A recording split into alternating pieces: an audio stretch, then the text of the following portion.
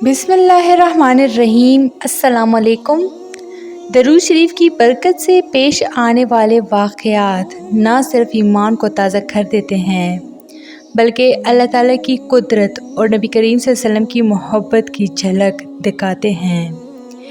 ऐसा ही एक दिल दहला देने वाला वाक़या एक शख्स के साथ पेश आया जो गुनाहों की दलदल में डूबा हुआ था और ज़िंदगी बेसकूनी, परेशानी और मुसीबतों से भर गई थी।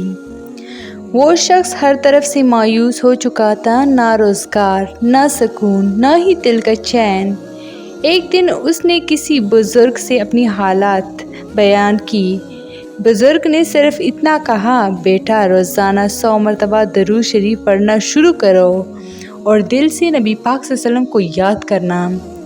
उस शख्स ने अमल शुरू कर दिया।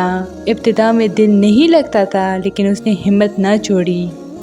चंद दिनों बाद अजीब कैफियत होने लगी, दिल में सुकून उतरने लगा और ज़िंदगी में जैसे बहार आ गई।